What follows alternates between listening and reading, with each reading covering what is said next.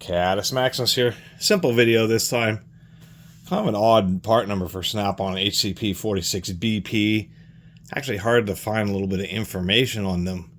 It seems that they were part of like a 3-plier set, and that's what these are. It's just slip joint pliers for wire type hose clamps. So these are Snap-ons, I guess, a little bit more modernized version of what's been around for many decades. The real standard was the Diamond Tools one. This happens to actually be a set of Indestros.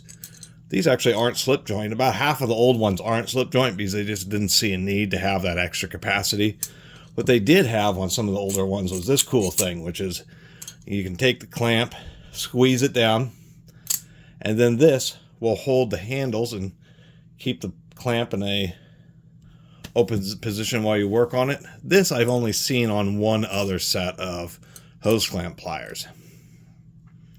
And it really seems that, you know, the Snap-on 3-piece set is kind of interesting, but these appear to be like the more common size. And once again, having the slip joint, yeah, you can see many times you want the jaws to be a little bit closer than this, although I guess it adds to versatility. So there's a tight rivet there. They actually use what's known as a prevailing torque nut. The difference between a nylon lock nut and a prevailing torque nut is we can see that this nut has been smashed, so it's a little bit undersized. And as the name suggests, it requires a certain amount of torque. In this case, it might be 20, 30 inch-pounds of torque just to physically be able to rotate the fastener. And if you're ever torquing prevailing torque nuts, you need to make sure to add that value. Say this needed to be 100 inch-pounds, and that's a 30 inch-pound prevailing torque nut. You need to set your torque wrench to 130 inch-pounds to get the proper value. They are very reliable for staying tight. The caveat, because they are technically a squished and distorted nut, they do chew up the threads. They can't be pulled on and off too many times.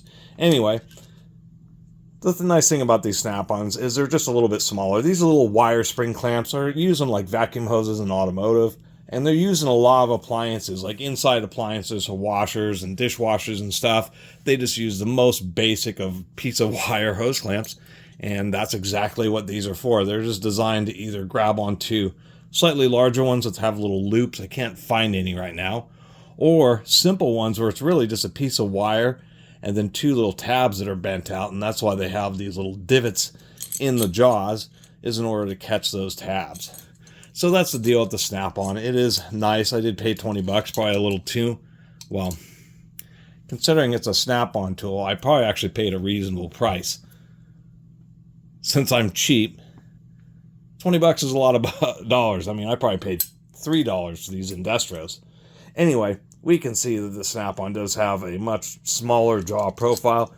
It is actually finished pretty well. Nice deep stamping on there. We actually have a date code on these pliers that in my just previous video on the nut splitter, it didn't actually have a date code. So when I'm noticing why this is so tight, they actually have a spring washer in there. Okay, so that makes sense.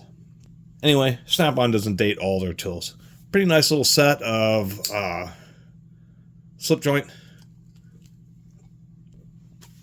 wire hose clamp pliers, and they do have a nice, neat, low profile. Too bad they're kind of hard to find, and maybe some people can post some links or are able to. Maybe I just mistyped the number incorrectly multiple times on the website trying to find them. Anyway, this thought they're neat, and it's always interesting after I probably have 5 or 6 pairs of the classic style ones, and maybe a couple pairs from some other brands, particularly the ones that have like the little circular swivel heads. Wish I could dig some of those up. Those are neat style hose clamp pliers. But these are still pretty nice, well-aligned jaws, and just a bit more sleek. And certainly for the clamps that you're working on, actually a bit lighter weight and just a little bit less bulk than the more traditional ones made by Diamond Tools. Anyway, thanks for watching.